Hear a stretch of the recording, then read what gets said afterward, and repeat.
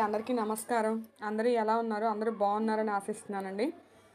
నా వీడియోస్ అన్నీ ఫాలో అవుతున్నారు కదా! నా వీడియోస్ అన్నీ ఫాలో అవ్వటం వల్ల మీకు అసలు ప్రకృతి వ్యవసాయం అంటే ఏంటి? నెక్స్ట్ లైఫ్ ఎలా లీడ్ చేయాలి? మంచిగా అలాగే నేచర్ నుంచి మనం ఫుడ్ ఎలా తీసుకోవాలి? అలాగే నేచర్‌ని ప్రకృతిని మనం మంచిగా అంటే ప్రకృతిని మనం బాధ పెట్టకుండా ఎలా ఉండాలి? మన లైఫ్ స్టైల్ ఎలా ఉండాలి? నెక్స్ట్ ప్రకృతి ప్రసాదించిన నేచర్ ఫుడ్ ఏ విధంగా మనం పండించుకొని తినాలి? నెక్స్ట్ ఎట్లా మనం ఎటువంటి అనారోగ్యాల బారిన పడకుండా మన ప్లేట్ 100% పెస్టిసైడ్ ఫ్రీ ఫుడ్ తో ఫిల్ చేసుకోవాలి అనేది నేను ఆల్రెడీ వీడియోస్ చేస్తున్నానండి. అలాగే గోమాత భూమాత యొక్క ఇంపార్టెన్స్ కూడా నేను మీకు తెలియజేస్తున్నాను. కానీ వీడియోస్ లెంతీ అవ్వకుండా ఉండడం కోసం చిన్న చిన్నగా పెట్టాల్సి వస్తుంది. దయచేసి కామెంట్ చేసి షేర్ చేసి సబ్స్క్రైబ్ చేయండి. అప్పుడే నా ముందు ముందు వీడియోస్ మీకు వస్తాయి. అలాగే కొత్త వాళ్ళు ఎవరైనా ఉంటే కంపల్సరీ సబ్స్క్రైబ్ చేయండి. నా కంటెంట్లో మీకు ఏమాత్రం డౌట్స్ ఉన్నా కామెంట్ బాక్స్లో తెలపండి. వీడియో మాత్రం స్కిప్ చేయకుండా కంప్లీట్గా చూడండి. Welcome back to my channel. I'm Padmini. ఈరోజు నేను గోమాత గురించి ఇంకొంచెం సేపు మాట్లాడుకుందాం అనుకుంటున్నానండి. ఎందుకంటే గోపాదయాత్ర కూడా జరుగుతుంది.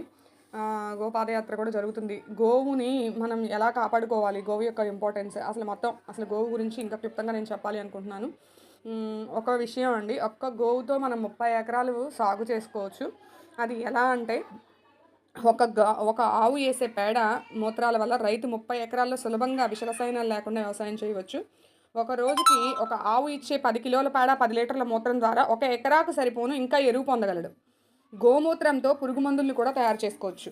ఎరువులు దుకాణానికి వెళ్ళే అవసరమే రాదు. ఆవు లేదా ఎద్దు చనిపోయే రోజు వరకు కూడా మీరు ఇంతే లాభాన్ని ఇవ్వగలదు. వచ్చేది సంక్రాంతి పండుగ అండి. సంక్రాంతి మార్పుకు సంకేతం అంటారు. సంక్రాంతి సందర్భంగా మనము మారే ప్రయత్నం చేద్దామండి. ఈ సంక్రాంతికి మనం అందరము కూడా వీలైన వాళ్ళందరూ కూడా గోవును తెచ్చుకోవాలని నేను మనస్ఫూర్తిగా ఆశిస్తున్నానండి. గోవును తెచ్చుకుంటే ఏమిటి లాభం అని ఆలోచిస్తున్నారా? మీకోసమేనండి.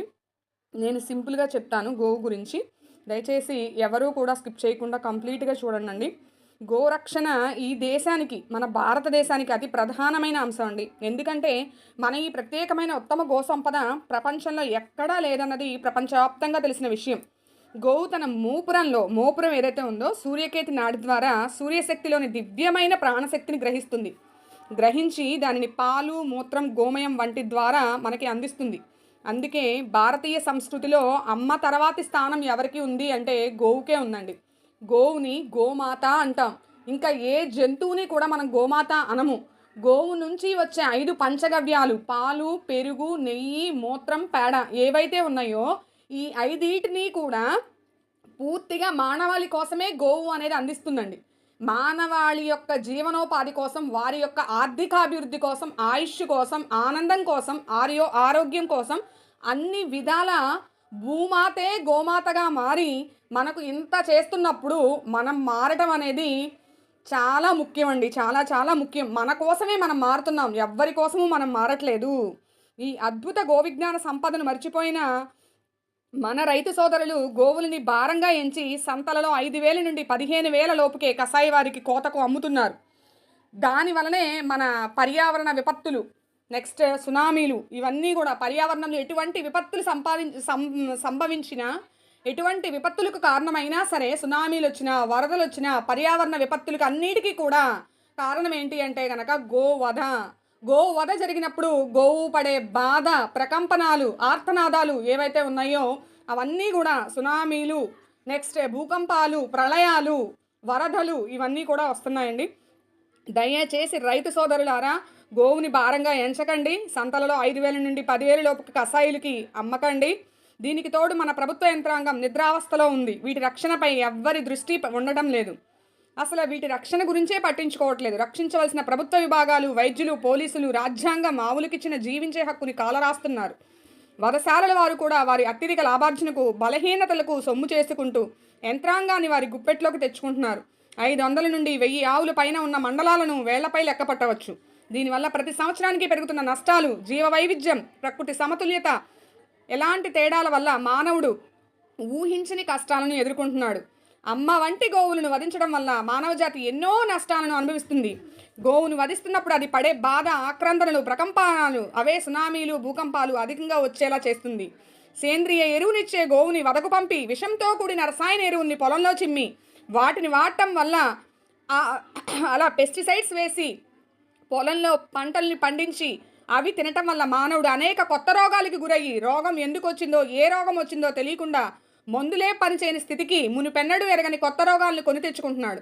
రసాయనాలతో భూమి పాడై వానపాములు వంటివి లేక భూగర్భ జలాలు అడిగంటి వర్షపాతము తగ్గి ప్రజల జీవితం దుర్భర పరిస్థితులను ఎదుర్కొంటుంది.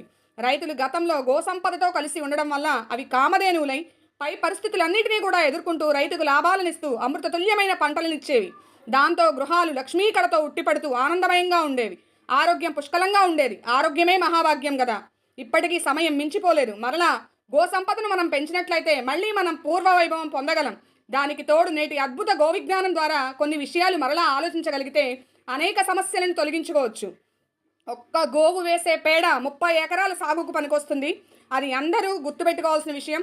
ఒక ఆవు వేసే పేడ మూత్రాల వల్ల రైతు 30 ఎకరాల్లో సులభంగా విష రసాయనాలు ఏమీ కూడా వాడకుండా వ్యవసాయం చేయవచ్చు. ఒక రోజుకి ఒక ఆవు ఇచ్చే 10 కిలోల పేడ 10 లీటర్ల మూత్రం ద్వారా 1 ఎకరాకు సరిపోను ఎరువు పొందగలడు. ఇలా రోజుకి ఒక ఆవు 2000 విలువ కలిగిన ఎరువునిస్తుంది. అలాగే గోమూత్రం కొన్ని రకాల చెట్ల ఆకులతో పురుగు మందుల్ని తయారు చేసుకోవచ్చు. ఎరువుల దుకాణానికి వెళ్లే అవసరమే రాదు. ఇప్పటికీ అనేక మంది ఈ పద్ధతుల్లో వ్యవసాయం చేస్తూ అధిక లాభాలను పొందుతున్నారు. రైతు వద్ద ఉన్న ఆవు లేదా ఎద్దు చనిపోయిన రోజున కూడా అంతే లాభం ఇవ్వగలుగుతుంది. ఎలా అంటారా? అతి తక్కువ ఖర్చుతో వ్యవసాయం. ఆవు చనిపోయినప్పుడు దానిని ప్రత్యేకంగా గోసమాధి ఎరువుగా మార్చుకుంటే 4 నెలల నుండి 1 సంవత్సరం వరకు 10 ఎకరాలకు సరిపోయే 4 లక్షల రూపాయల విలువైన రసాయన ఎరువుగా తిరిగి రైతుకి ఇస్తుంది. ఆవు చనిపోయినప్పుడు దాన్ని ప్రత్యేకంగా గోసమాధి ఎరువుగా మార్చుకుంటే 4 నెలల నుండి 1 సంవత్సరం వరకు 10 ఎకరాలకు సరిపోయే